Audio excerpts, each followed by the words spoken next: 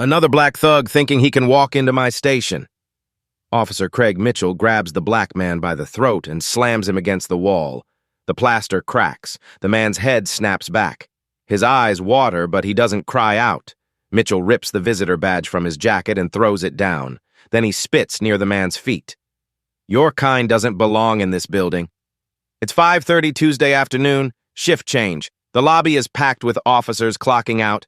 Conversations echo off tile floors, radios crackle with traffic reports. Someone laughs near the coffee machine. A sergeant walks past carrying coffee. She sees everything, keeps walking. The black man's voice stays steady despite the hand crushing his throat. I'm here for tomorrow's ceremony, 8 a.m. Mitchell tightens his grip. What he doesn't know, in less than 2 hours, 4 words from this man will drain all color from his face and destroy his career instantly. Mitchell demands identification. The black man reaches slowly into his jacket pocket and pulls out a driver's license. His movements are deliberate, non-threatening, the kind of movements that come from years of practice. Mitchell snatches the license and reads it under the harsh lobby lights. His eyes scan the name. Andrew Harris, age 42, address on the east side. Something flickers across Mitchell's face. Recognition? Fear? It's gone before anyone can read it. Sergeant Linda Wilson emerges from the back office carrying a stack of transfer files. She's been with the department for 18 years. She knows how things work. She sees Mitchell with his hand still on the black man's throat, and she doesn't miss a beat. This the appointment? She asks Mitchell. No appointment list shows any Harris, Mitchell says without looking away from Andrew. Andrew's voice comes out calm despite the pressure on his windpipe. I need to speak with your watch commander. This was arranged through the mayor's office. Mitchell laughs. It's a cold sound that bounces off the tile and glass. The mayor's office? You're telling me the mayor sent you here? I'm telling you I have a right to make a formal request. Wilson moves closer now. She positions herself between Andrew and the front desk. Her body language is clear. She's blocking his exit. This isn't her first time doing this. The choreography is practiced, smooth. You need to come with us, Wilson says. We need to verify your story.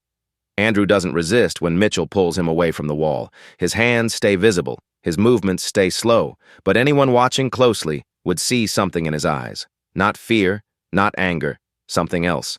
Sadness, maybe. Like he's seen this exact scenario before. Just like my brother, Andrew says quietly. Mitchell's grip on his arm tightens. For half a second, his face goes rigid. Then he recovers. What did you say? Nothing. I'll come with you.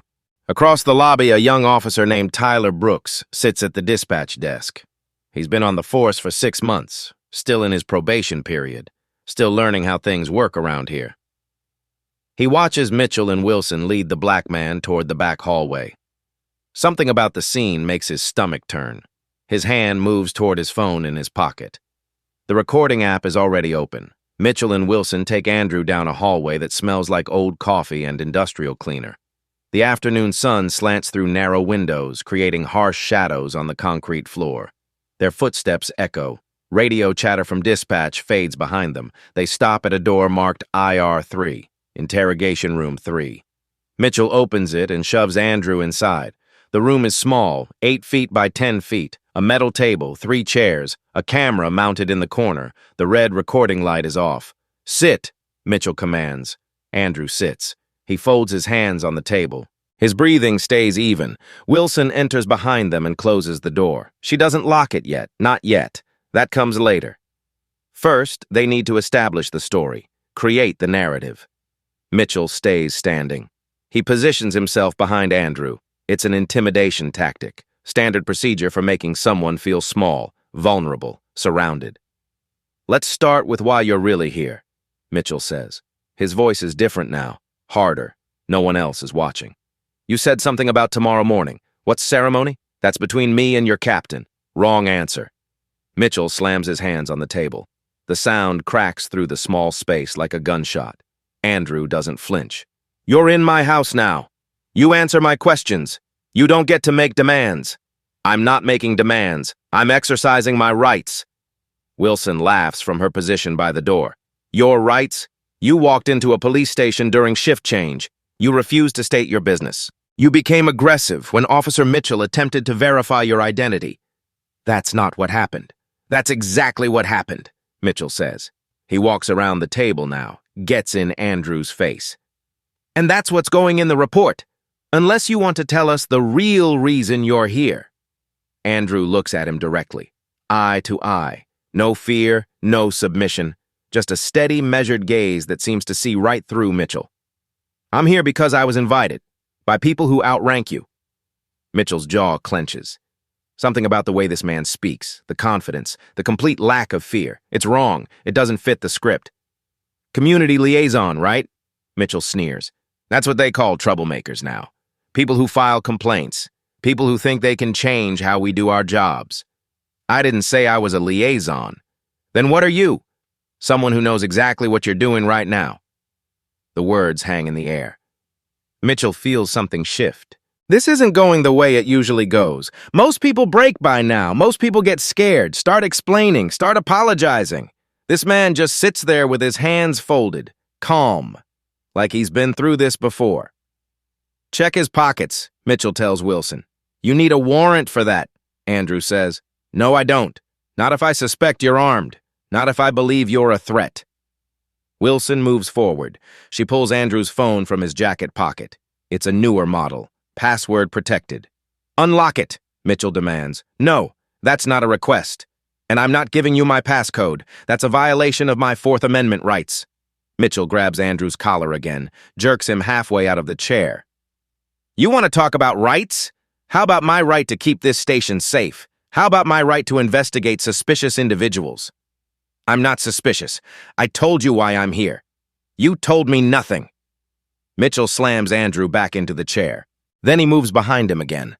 This time his hands go to Andrew's shoulders, fingers digging in, pressure points, not enough to leave obvious marks, just enough to hurt. Last chance. What ceremony are you talking about? Andrew's voice stays level despite the pain. Tomorrow morning, 8 a.m., the mayor will be there, the city council, your entire command staff. Mitchell's hands freeze just for a second. Then he recovers. You're lying. I'm not. There's no ceremony tomorrow. Yes, there is. And I'm supposed to meet your captain tonight to discuss the final arrangements. Wilson exchanges a look with Mitchell. Something passes between them. A silent conversation that happens in the space of a heartbeat. He's lying, Wilson says. There's nothing on the schedule. But Mitchell isn't so sure anymore. The way this man speaks, the specific details, the mention of the mayor and city council, that's not something a random troublemaker would know. Mitchell walks to that door, opens it slightly, calls down the hallway. Brooks, get in here! The young officer appears 30 seconds later. He looks nervous. His eyes flick to Andrew, then to Mitchell. Yes, sir? Check tomorrow's schedule. See if there's any ceremony listed. Anything involving the mayor. Brooks hesitates. Sir, I can check, but Deputy Chief Walsh usually handles... Just check it. Now. Brooks leaves. The door closes again. The room falls silent except for the hum of the ventilation system.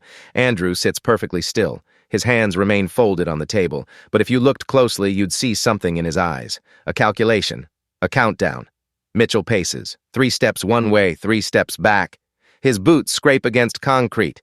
Wilson stays by the door. Her arms are crossed. She's watching Andrew like a hawk, looking for any sign of weakness, any crack in the facade. You said something earlier, Mitchell says finally. About your brother. Andrew doesn't respond. What did you mean by that? Still nothing. Mitchell comes around the table, gets close, invading space. I asked you a question, and I chose not to answer it. Wrong choice. Mitchell grabs Andrew's collar again. This time he doesn't just jerk. He twists, pulls, lifts Andrew partially out of the chair. Andrew's hands come up instinctively. Not to fight, just to stabilize, to keep from falling. That's resisting, Wilson says from the door. She says it loud enough to be heard outside the room, loud enough to establish the story. He's resisting. Andrew isn't resisting. He's trying to breathe. Mitchell's grip is cutting off his airway. His face is turning red. His eyes are watering again. And then Mitchell does something that crosses a line. He slams Andrew's head forward, hard, fast. Andrew's forehead connects with the metal table edge. The sound is sickening, wet and sharp at the same time. Andrew slumps back in the chair. Blood runs from a cut above his eyebrow. It drips onto his collar, onto the table. Wilson doesn't move from the door. Mitchell steps back, breathing hard. His knuckles are white. His face is flushed. "You shouldn't have resisted," he says. Andrew touches his forehead. His fingers come away red. He looks at the blood for a long moment. Then he looks up at Mitchell with those same steady eyes. "This is exactly what you did 3 years ago." Mitchell freezes. "What? 3 years ago, this same room, my brother Brandon. You beat him to death right here." The color drains from Mitchell's face. The door opens. Brooks is back. He's holding a printed schedule. His eyes go wide when he sees the blood. "Sir, there is something on the schedule. Tomorrow morning, 8 a.m., a swearing-in ceremony for the new chief of police." The room goes silent. Mitchell stares at Brooks. Wilson's arms drop to her sides. Andrew sits with blood running down his face, watching them process the information. "That's impossible," Mitchell says. His voice sounds hollow. "Walsh would have told us." "It's on the internal calendar," Brooks says. He holds up the paper like evidence. "Mayor Anderson, City Council President, state representatives, all confirmed for 8 a.m. tomorrow." Mitchell snatches the paper from Brooks's hands. His eyes scan the text. His lips move silently as he reads. Then he crumples the paper and throws it in the corner. "Get out, Brooks." "Sir, he's bleeding. I said get out." Brooks leaves, but not before his eyes meet Andrew's for just a second. Something passes between them, an understanding. Then the door closes. Wilson locks it this time. The click echoes in the small space. "This doesn't change anything," Mitchell says. He's talking to himself as much as to Andrew. "You still trespassed. You still became aggressive. We still had to subdue you." "Is that the story you're going with?" Andrew's voice is steady despite the blood. "That's what happened." Wilson moves to her bag near the door. She pulls out a pre-printed arrest form, the kind of form that suggests this isn't her first time falsifying a report. She fills in the blanks with practiced efficiency. Andrew watches her write. "You've done this before." "Every day," Wilson says without looking up. "Part of the job." "It's not part of the job, it's a crime." Mitchell kneels down in front of Andrew, eye level. His voice drops to something almost conversational. "Let me explain how this works. You came in here making threats. You assaulted me when I tried to detain you. I had no choice but to defend myself. Sergeant Wilson witnessed everything. Officer Brooks will confirm the timeline. That's 3 sworn officers against 1 troublemaker with a history. I don't have a history. You do now." Mitchell stands. "Wilson, book him. Assault on an officer. Resisting arrest. Trespassing. You can't do this." "I just did." Mitchell moves to the door. His hand is on the knob when Andrew speaks again. "Your career ends tomorrow morning, 8 a.m., when I walk into that ceremony and take my oath." Mitchell turns back. "What are you talking about?" "I'm talking about the fact that you just assaulted your new commanding officer, in front of witnesses, with cameras in the hallway, during shift change when half the department can verify I entered this building peacefully." Wilson stops writing. He's bluffing. But Mitchell isn't sure anymore. The ceremony is real. Brooks confirmed it. And this man speaks with too much certainty, too much specific knowledge. "Who are you?" Mitchell asks. "My name is Andrew Harris. Tomorrow morning I become chief of police.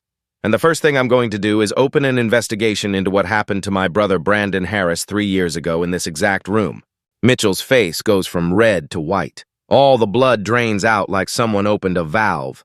"Brandon Harris," he whispers. "That was your brother?" "He called 911 because he was having a mental health crisis. He needed help. You beat him to death instead. Then you wrote it up as a medical emergency. Then you had Sergeant Wilson alter the evidence logs." Wilson's pen stops moving. "Then you had Deputy Chief Walsh sign off on a falsified autopsy report." Andrew continues. His voice never rises, never breaks, just states facts like he's reading from a case file. 43 violations of department protocol, 18 civil rights violations, 3 felonies, all covered up by this station. Mitchell backs against the wall. His breathing is shallow, fast. "You came here on purpose," he says. "You wanted this to happen. I came here for a meeting. You chose to assault me. That's on you." "This is a setup. You're wearing a wire." "I'm not wearing anything. I didn't need to." "Your own officer is documenting everything." Mitchell's eyes go to the door. "Brooks?" He's a Marine like me. We recognize each other. We recognize when orders violate the oath we took. Wilson moves toward the door. We need to call Walsh, now. Walsh can't help you, Andrew says. He's part of this. He's been taking money from Vincent Taylor for 3 years, $340,000 in payments, all traced, all documented, all waiting for tomorrow morning. Mitchell slides down the wall, sits on the floor. His hands are shaking. My face went white, he says to no one. He said my face went white. Wilson makes the call. Her voice is urgent but controlled as she speaks into her radio. Deputy Chief Walsh to IR3. Immediate. Andrew sits at the table with blood drying on his face. He doesn't ask for medical attention, doesn't demand a lawyer, just sits there with his hands folded like he's waiting for a bus. Mitchell paces the small room. 3 steps, turn. 3 steps, turn. His mind is racing through scenarios, timelines, evidence, every conversation he's had over the past 3 years. You can't prove any of that, Mitchell says finally. I don't have to prove it. Federal investigators already did. Federal? FBI, DOJ, Inspector General's office. They've been building a case for 18 months. Tonight was the final test. Wilson's radio crackles. Walsh's voice comes through. On my way. The door opens 2 minutes later. Deputy Chief Raymond Walsh fills the doorway. He's 56, 6'2", 230 pounds, custom boots, expensive watch, the kind of accessories that don't match a civil servant's salary. He takes in the scene, blood on the table, Mitchell against the wall, Wilson by the door, and Andrew Harris sitting calmly in the middle of it all. Someone want to tell me what's happening here?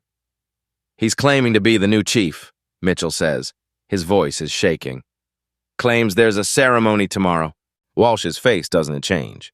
Is there? Brooks confirmed it. 8 a.m. Mayor's office sent out the notice. Walsh walks slowly into the room. He studies Andrew like he's looking at a puzzle, trying to figure out which piece doesn't fit. Mr. Harris, Walsh says. His tone is measured, careful. You're bleeding. Would you like medical attention? After I speak with my lawyer. Of course. But first, help me understand what happened here. Officer Mitchell says you became aggressive during a routine ID check. Officer Mitchell is lying. That's a serious accusation. It's the truth. He assaulted me the moment I entered this building, called me a black thug, slammed me against the wall hard enough to crack plaster, then brought me here and beat me with Sergeant Wilson as a witness. Walsh looks at Wilson. She meets his gaze without blinking. Years of practice. Sergeant Wilson, is that accurate? No, sir. Subject became combative when Officer Mitchell requested identification. I see. Walsh turns back to Andrew. It's your word against 2 sworn officers. Is it? Andrew asks. Because Officer Brooks was in the lobby during the initial encounter. He saw everything, and I suspect he documented it. Walsh's jaw tightens. Just barely. Just enough to notice if you're watching closely. Brooks is a probationary officer. His testimony would need corroboration. It has corroboration. The lobby cameras, the hallway cameras, the dispatch logs that Clara Williams keeps. All of it shows me entering peacefully and being immediately assaulted. Walsh pulls up a chair, sits down across from Andrew. When he speaks again, his voice has changed, softer, almost friendly. Mr. Harris, let's be realistic. You're in a difficult position. You have injuries, you're claiming assault, but you're also claiming to be someone you're probably not. Someone told you about tomorrow's ceremony and you thought you could use that information to your advantage. I am the new chief, appointed by Mayor Anderson 6 weeks ago, confirmed by City Council 2 weeks ago. My background was FBI crisis negotiation. Before that, Marine Corps, Medal of Honor recipient for actions in Kandahar province. The specificity makes Walsh hesitate. These aren't vague claims, these are checkable facts. If that's true, why didn't anyone inform the department? Because the mayor wanted to see how the department would handle an unknown black man walking in during shift change. He wanted to see if the complaints we've been receiving for 3 years were accurate. He wanted to test the culture.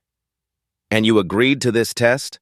I insisted on it, because my brother died in this room 3 years ago, because Brandon Harris was beaten to death by Officer Mitchell and Sergeant Wilson while Deputy Chief Walsh covered it up, because 43 families have filed similar complaints that were all buried, because the federal government has been investigating this station since last January, and because I wanted to see for myself if anything had changed. The room goes completely silent. Walsh stands slowly. His face is unreadable. Those are extremely serious allegations. Do you have any proof? All of it. Financial records showing your payments from Vincent Taylor, evidence room logs showing Sergeant Wilson's falsifications, radio transcripts from the night my brother died, medical examiner's reports that don't match the official story, witness statements from 43 families, bank transfers, text messages, emails, every single piece of evidence that will be presented tomorrow morning at 9 a.m. when the federal grand jury hands down indictments. Walsh's expensive watch catches the light as his hand moves to his pocket. He pulls out his phone, stares at it for a long moment. Then he looks at Mitchell and Wilson. How bad is it? Mitchell doesn't answer. Wilson looks at the floor. Sir, Mitchell says finally, if he's telling the truth, he's not. But if he is, then we have a problem. Walsh puts his phone away. But we still have time to manage it. The ceremony isn't until tomorrow morning. We have all night to control the narrative. Andrew's voice cuts through. You're planning to disappear me. I'm planning to follow proper procedure, transfer you to county lockup for processing, standard protocol for arrests after business hours. Except you'll lose the paperwork. Hold me for 48 hours without arraignment, long enough for the ceremony to happen without me, long enough to create doubt about my identity. Walsh almost smiles. You're very perceptive, Mr. Harris, if that's your real name. It's exactly what you did to Brandon. Held him overnight. By morning he was dead. Medical emergency, the report said. Except the autopsy showed blunt force trauma to 17 different locations on his body. Walsh moves toward the door. Mitchell, Wilson, process him. Transfer to county by 2200 hours. I'll handle the mayor's office. You can't. I can. I'm deputy chief. This is my station. And until tomorrow morning at 8 a.m., you're just another suspect in custody. Walsh opens the door, stops, turns back. One more thing, Mr. Harris. Your brother's case was tragic, but it was also closed. The medical examiner ruled natural causes complicated by pre-existing conditions. There was no evidence of assault, no signs of struggle, just a sad situation where someone having a mental health episode experienced cardiac arrest in custody. That's a lie. That's the official record, signed by the chief medical examiner, reviewed by Internal Affairs, approved by the district attorney's office. Good luck proving otherwise. Walsh leaves. The door closes behind him. Mitchell and Wilson look at each other, then at Andrew. We need to move him before night shift arrives, Wilson says. But Mitchell is staring at Andrew with something new in his eyes. Not anger anymore, fear. What? Wilson asks. He knew, Mitchell says quietly. He knew exactly what Walsh would say. He knew about the transfer plan. He knew everything. So what? So that means someone told him, someone inside, someone who knows how we operate. Andrew smiles. It's not a friendly expression. You're right, Officer Mitchell. Someone did tell me. Several someones, actually. People who've been watching you for 18 months. People who are very close. Closer than you think. Wilson's radio crackles. A voice cuts through. Dispatch to all units. Fire alarm activated. Southeast wing. All personnel respond. Mitchell's eyes narrow.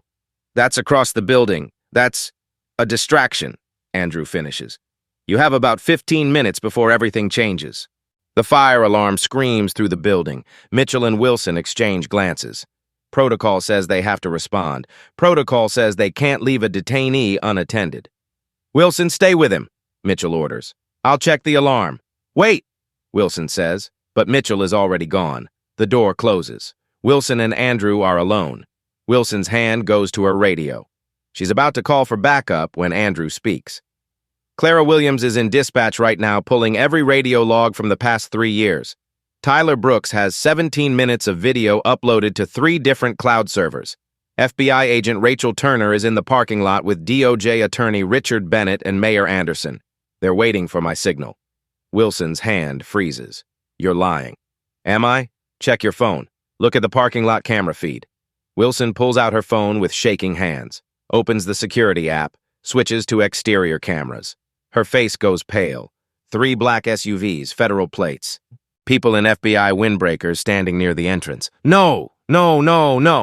Deputy Chief Walsh is on the phone right now with the mayor's office. He's about to find out that the mayor isn't answering, because the mayor is here, in the building, coming to get me. Wilson backs against the door. This isn't possible. We've been careful. We've been sloppy. Andrew says. You've been sloppy. Evidence room logs with your signature on every altered entry. Radio transcripts that don't match official reports. Financial records showing cash deposits to your personal account on the same days evidence went missing. You left a trail, Sergeant Wilson, and federal investigators followed it. The fire alarm cuts off. The sudden silence is worse than the noise. Wilson's radio crackles again. False alarm! All units return to stations! That was Brooks, Andrew says. He pulled that alarm to create chaos, to give Clara time to copy the files, to give the FBI time to get into position. You have maybe 5 minutes before they come through that door. What do you want? Wilson's voice cracks. What do I have to do? Nothing. It's too late for deals. Federal charges don't have immunity agreements, not for civil rights violations, not for evidence tampering in a death case. Wilson slides down the door, sits on the floor. Her gun is still on her hip, but she doesn't reach for it. She just sits there, staring at nothing. Brandon was scared, she says suddenly.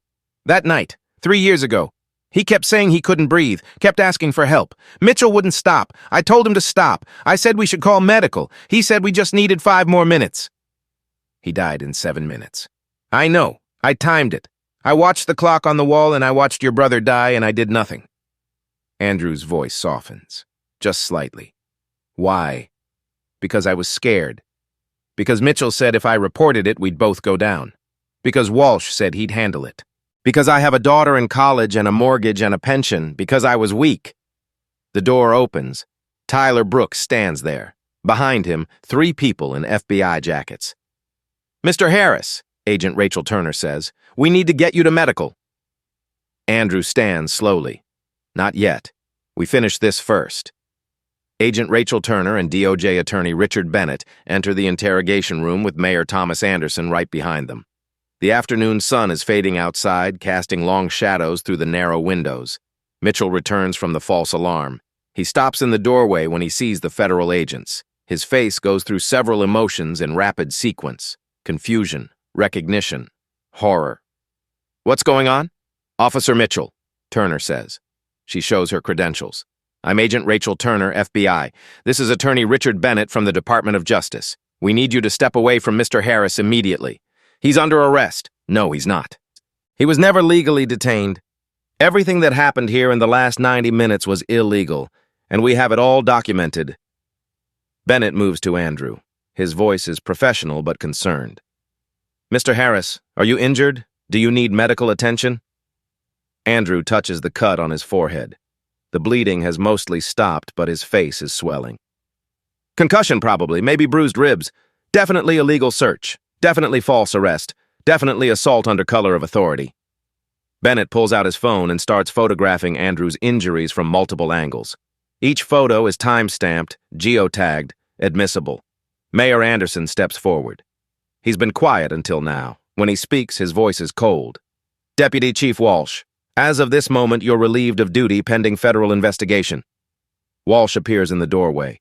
He sees the crowd in the interrogation room and his expensive watch suddenly looks very heavy on his wrist.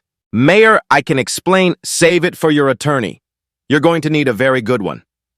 Turner turns to Mitchell and Wilson. Both of you, hands where I can see them. Don't reach for your weapons. Don't reach for your radios. Just stand still. Mitchell's face has gone completely white. All the color drained out. His lips are moving, but no sound comes out. Agent Turner, Brooks says from the hallway, I have the video evidence ready to review. Bring it to conference room A, Turner says. We're moving this entire discussion to a more appropriate venue. The group moves through the station hallways. Officers stop what they're doing to watch. Word spreads fast in a police station. Everyone knows something big is happening. They just don't know what yet. Conference room A has a long table, harsh fluorescent lights, and a screen for presentations. Brooks connects his phone to the laptop. The video loads. Andrew sits at the head of the table. Mayor Anderson sits beside him. Turner and Bennett flank the other side. Mitchell, Wilson, and Walsh are positioned at the far end, like defendants at a trial. Before we review the evidence, Mayor Anderson says, I want to make something clear. Mr. Andrew Harris is the duly appointed chief of police for this city. His appointment was confirmed by City Council 2 weeks ago. His background was thoroughly vetted. His swearing-in ceremony is scheduled for tomorrow morning at 8 a.m. Mitchell makes a sound, something between a gasp and a groan. The purpose of Mr. Harris's visit today was to conduct a final site inspection and meet with the outgoing command staff. The mayor's office deliberately did not announce his identity in advance because we wanted to observe how the department would interact with an unknown black man entering the station. Walsh speaks up. His voice is weak. This was entrapment. This was a test. Anderson corrects. A test you failed spectacularly. Bennett gestures to Brooks. Officer Brooks, please play the footage from the beginning. The screen lights up. The video starts at exactly 5:30 p.m. The timestamp is clear in the corner. The lobby, officers moving around, shift change chaos. Andrew Harris walking through the front door, civilian clothes, calm demeanor, non-threatening, Mitchell seeing him, moving to intercept. The audio picks up Mitchell's first words. Another black thug thinking he can walk into my station. The grab, the slam against the wall, the crack of plaster, Andrew's head snapping back, Mitchell's spit near Andrew's feet. Your kind doesn't belong in this building. Every word, every action, crystal clear, undeniable. Mitchell closes his eyes. He can't watch anymore. The video continues, badge ripped off, Andrew requesting to see the captain. Mitchell's response. The sergeant walking past without stopping, then the hallway, then IR3. Then the interrogation. Mitchell slamming Andrew's head into the table edge. Blood. This is exactly what you did 3 years ago. What? 3 years ago, this same room, my brother Brandon, Mitchell's face on camera. All the blood draining, white, then gray, the revelation. Brooks pauses the video. The frozen image shows Mitchell's face in that exact moment of realization. His face went white, Turner says, the second he understood what he'd done. Turner stands at the head of the table. Let's review this systematically. We'll start with today's incident, then work backward to establish pattern and practice. Bennett opens his laptop. A spreadsheet appears on the screen. Timeline for today, May 14th. Officer Brooks, can you confirm the timestamp on your recording? 17:30 hours exactly, Brooks says. 5:30 p.m. I started recording when I saw Officer Mitchell approach Mr. Harris with unnecessary aggression. The video plays again. This time, Turner pauses it at key moments. Timestamp 17:30:12. Officer Mitchell makes initial contact. Note his language. Another black thug. This establishes racial animus from the first moment of contact. She advances the video. 17:30:31. Physical contact. Grabbing the throat. Slamming against the wall hard enough to damage property. No legal justification. Mr. Harris has made no threatening moves. Has not refused any lawful orders, has not given any reason for physical force. Mitchell's attorney speaks up. He arrived 10 minutes ago. Expensive suit, tired eyes. My client was conducting a reasonable investigation. Your client was committing assault, Bennett interrupts. Under color of authority. Title 18 U.S. Code Section 242, Civil Rights Violation, Federal Crime. Turner continues. 17:30:52. Sergeant Wilson arrives. She doesn't intervene, doesn't question the use of force. Instead, she positions herself to block exits. This establishes conspiracy. The video shows Wilson's practiced movements, the casual way she helps establish control, years of experience visible in every gesture. 17:39. Officer Mitchell transports Mr. Harris to IR3. Note, no Miranda warning, no booking procedure, no notification to watch commander. This is an illegal detention. The video shifts to hallway footage, different angle. Clara Williams pulled this from the security system. 17:46. Inside IR3, Officer Mitchell escalates to direct physical violence. Head slammed into table edge. Blood, visible injury, all captured on Officer Brooks's recording device, which he positioned to see through the door window. Mitchell's attorney tries again. This is being taken out of context. The context, Turner says coldly, is that your client attacked the next chief of police based purely on the color of his skin. There is no other context that matters. She advances to the moment where Andrew mentions his brother. This is exactly what you did 3 years ago. What? 3 years ago, this same room, my brother Brandon. The camera catches Mitchell's face perfectly. The moment of recognition, the realization of what he's hearing, the complete drain of color from his skin. Turner pauses the video there. Officer Mitchell clearly recognizes the name Brandon Harris. His physical reaction indicates prior knowledge of that case, which brings us to evidence layer 2. Bennett switches to a different file. Brandon Harris, age 38, African-American male, died in custody at this station 3 years ago, May 16th, almost exactly 3 years to the day. The screen shows the official report. Bennett reads key sections. Subject became combative during mental health welfare check. Officers used necessary force to restrain subject. Subject experienced medical emergency, pronounced dead at County Medical Center. That's what the official report says. Turner notes. Here's what the radio logs say. Clara Williams enters the room carrying a banker's box. She's been the dispatch supervisor for 25 years. She knows where every piece of paper is stored. Radio log from May 16th, 3 years ago, Clara says. She pulls out a file. 17:43 hours. Initial call. Brandon Harris called 911 himself. Said he was scared. Said he was having a panic attack. Asked for help. She reads from the transcript. Please send someone. I can't breathe right. I'm scared. I don't want to hurt anyone. I just need help. First responders arrived at 17:56. Clara continues. Officers Ramirez and Johnson. Their radio traffic indicates subject was cooperative. Scared but not aggressive. They called for mental health services. What happened next? Turner asks. 18:14. Officer Mitchell and Sergeant Wilson arrived. Took over the situation. Dismissed the mental health team. Radio traffic stops. Why does it stop? Mitchell switched to a different channel, one that isn't recorded. But we have witness statements from officers Ramirez and Johnson. They both reported that Brandon Harris was calm when they left him with Mitchell and Wilson. Bennett brings up another document. Medical examiner's report. Let me read the relevant sections. Blunt force trauma to the head, neck, torso, and extremities. 17 distinct impact sites, broken ribs, fractured orbital bone, ruptured spleen. He looks up. The medical examiner ruled this was caused by a fall during a struggle. Does this look like a fall to you?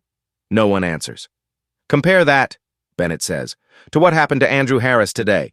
Head slammed into table. Same room, same officer, same sergeant, same pattern of violence. Walsh's attorney stands. You can't prove my client had any knowledge of evidence layer 3. Turner interrupts. She nods to Bennett. A new spreadsheet appears. Financial records. Bank statements, wire transfers.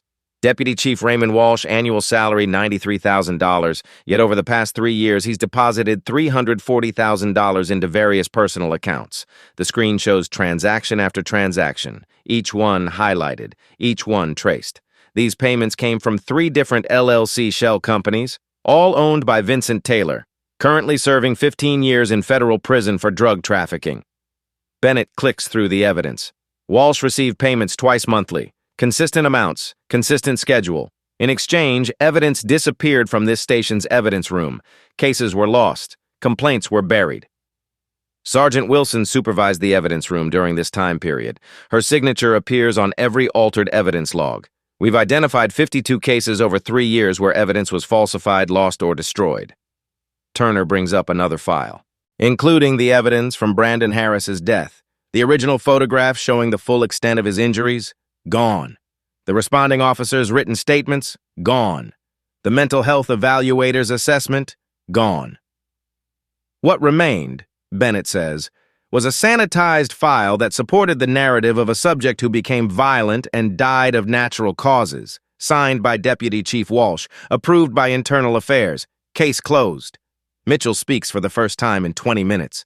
His voice is barely a whisper. I didn't mean for him to die. His attorney grabs his arm. Don't say anything. But Mitchell isn't listening anymore. He wouldn't stop talking. He kept crying, kept saying he was scared. I just wanted him to shut up. I just wanted 5 minutes of quiet. You beat him to death, Andrew says. His voice is steady, but everyone hears the pain underneath. My brother called for help and you killed him. Then you erased him. Then you made it look like it never happened. Mitchell's face is in his hands now, crying. I'm sorry. You're sorry because you got caught, Turner says. If Andrew Harris hadn't walked through that door today, you'd still be doing this. You'd still be attacking black men who ask for help. You'd still be covering it up. You'd still be getting away with it. She turns to Walsh. And you'd still be collecting your payments. Walsh says nothing. His expensive watch suddenly looks like evidence. His custom boots, his pressed uniform, all of it bought with drug money, with blood money. Bennett stands. Deputy Chief Raymond Walsh, You're under arrest for conspiracy to violate civil rights, evidence tampering, accessory to manslaughter, and accepting bribes. Officer Craig Mitchell, you're under arrest for assault under color of authority, false imprisonment, evidence tampering, and civil rights violations resulting in death. Sergeant Linda Wilson, you're under arrest for conspiracy, evidence tampering, and accessory to felony assault. Federal agents enter the room, 3 of them. They have handcuffs ready. Mitchell doesn't resist when they cuff him. He just keeps crying. I'm sorry. Wilson stays silent. Her face is blank. Shut down. The way it's been for 3 years. Walsh tries one more time. This is politically motivated. The mayor is using us to... The mayor, Andrew says, standing for the first time, is doing his job, which is more than you did. Andrew walks to where Mitchell sits cuffed. He stands in front of him, looking down. You asked me who I am. I'm Andrew Harris. Medal of Honor recipient for actions in Kandahar Province, FBI crisis negotiator for 6 years, specialist in institutional reform, and as of tomorrow morning at 8 a.m., I'm your chief of police. Mitchell looks up. His face is completely white, drained. This was a test, Andrew continues. You failed, but my brother didn't get a test. He just died. Andrew turns to the room. Other officers have gathered outside, watching through the glass, hearing everything. I'm Andrew Harris. Tomorrow morning I take command of this department. Tonight you saw what I won't tolerate. Tomorrow you'll see what I will build. Those of you with integrity, you're my foundation. Those who covered for this, you have 24 hours to come forward voluntarily. After that, we audit everyone. Brooks speaks up from the back. Sir, you have support. Not everyone here is dirty. I know, Officer Brooks. That's why your first assignment as Detective Brooks is to help me find them. Applause starts. Quiet at first, then louder. Clean cops who've been waiting years for someone to care, someone to act, someone to change things. Andrew holds up his hand. The room quiets. I'm not here for applause. I'm here because my brother deserved better. Because 43 families deserve better. Because this city deserves a police department they can trust. He looks at Mitchell one more time. You're going to prison. For a long time. But at least everyone will know Brandon Harris's name. At least everyone will know what happened to him. At least he won't be forgotten. The federal agents lead Mitchell, Wilson, and Walsh out of the room. The hallway parts for them. Every officer in the building watches them walk past in handcuffs. Andrew asks for a moment alone in IR3. The room is empty now. Just him and the table where his brother died. Where he was attacked today. The bloodstain on the concrete floor that never quite came clean. He touches the wall, the same wall Brandon leaned against, crying, scared, asking for help. I'm sorry I wasn't here, Andrew says quietly. I'm sorry it took 3 years. But they know now. Everyone knows. You're not forgotten, Brandon. You're not erased. Clara appears in the doorway. Chief Harris, your brother would be proud. He shouldn't have had to die for this. No, but at least his death led to change. That's something. Andrew nods. He takes one more look at the room. Then he walks out. Tomorrow morning, this becomes his station. His responsibility. His chance to make sure no one else dies in IR3. 72 hours later. City Hall, 8 a.m. The ceremony hall is packed. Mayor Anderson stands at the podium. City council members sit in the front row. State representatives, community leaders, media cameras line the back wall. And in the front row, next to an empty chair, Andrew Harris's mother, Margaret Harris. She's wearing her Sunday best, a purple dress, a small hat, a photograph of Brandon pinned to her collar. Ladies and gentlemen, Mayor Anderson begins, today we mark a turning point for this city. We acknowledge past failures, we commit to institutional reform, and we welcome a new chief of police who understands both the challenges we face and the changes we need. Andrew stands in full dress uniform. His Medal of Honor is visible on his chest. The cut on his forehead has been treated, stitches, bandaged, but visible. He didn't try to hide it. Chief Andrew Harris comes to us with an extraordinary background. Combat veteran, FBI crisis negotiator, expert in community policing and systemic reform, but more importantly, he comes to us with personal investment in getting this right. The mayor pauses, looks directly at Andrew. 3 days ago, Chief Harris was brutally assaulted by officers of this department, in the station lobby, during shift change, with multiple witnesses, based solely on the color of his skin. The room goes completely silent. This assault was not an isolated incident. It was part of a pattern, a culture, a system that failed to protect vulnerable people, a system that covered up violence, a system that prioritized silence over justice. Margaret Harris wipes her eyes. The photograph of Brandon catches the light. That system ends today. Chief Harris, please come forward. Andrew walks to the podium. He places his hand on the Bible his mother brought, the same Bible Brandon carried. Do you swear to uphold the Constitution of the United States and the laws of this state? Do you swear to serve all citizens with integrity, fairness, and respect? Do you swear to hold yourself and your officers to the highest standards of conduct? I do. Andrew's voice is clear, strong, and I swear to honor every person who enters my station, especially those who can't fight back, especially those who are scared, especially those who need help and have nowhere else to turn. Then, by the authority vested in me as mayor, I hereby appoint you chief of police. Congratulations, Chief Harris. The room erupts in applause.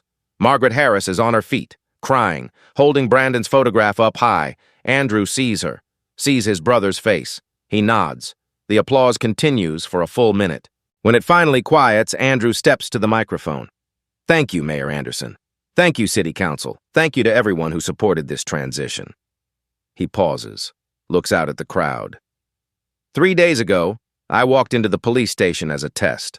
I wanted to see if the complaints we'd been receiving were accurate. I wanted to see if an unknown black man would be treated with respect or with suspicion. I wanted to see if anything had changed since my brother Brandon died in custody 3 years ago. The cameras focus on him. Every word will be on the evening news. I learned that nothing had changed. The same officers who killed my brother attacked me. The same systems that covered up his death tried to cover up my assault. The same commanders who accepted bribes tried to make me disappear. But I also learned something else. I learned that there are good officers. Officers like Detective Tyler Brooks, who documented everything and risked his career to do what was right.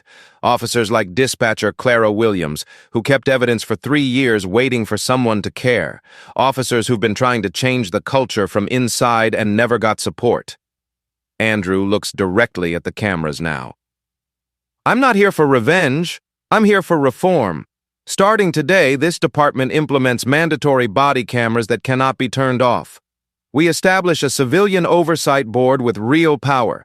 We require mental health crisis training for every officer. We create transparent complaint procedures. We audit every case from the past 5 years. Officers who enable corruption will be prosecuted. Officers who stay silent out of fear will get one chance to come forward. Officers who have been fighting for integrity will be promoted. He pauses again. When he speaks next, his voice is softer. My brother's name was Brandon Harris. He was kind. He was funny. He liked to build things. He was having a panic attack and he called for help. The people who were supposed to protect him killed him instead. Margaret Harris holds the photograph higher. Brandon didn't get a second chance. He didn't get justice. He didn't get to see this day. But because of what happened to him, we can make sure it doesn't happen again. We can make sure every person who calls for help actually receives it. We can make sure being black and scared isn't a death sentence. Andrew looks at his mother. This is for Brandon, and for everyone like him. The applause is different now, quieter, more solemn. People are crying. After the ceremony, Andrew goes directly to the station. He walks through the same lobby where he was attacked 72 hours ago. Officers stop to salute. Some look ashamed, some look hopeful. He goes to his new office, former Deputy Chief Walsh's office. It's been cleaned out. The expensive watch is gone. The custom decorations, all of it. Clara Williams knocks on the open door. She's carrying a box. Chief Harris, these are the cold cases. Families still waiting for answers. Andrew looks at the stack of files. Each one represents someone's brother, someone's sister, someone's child. Let's get to work. Clara smiles. Yes, sir. Andrew opens the first file. The name at the top, Daniel Johnson. Age 24. Died in custody 8 months before Brandon. Same circumstances, same officers. Daniel, Andrew says quietly. Let's start with you. He picks up the phone, dials the number listed for next of kin.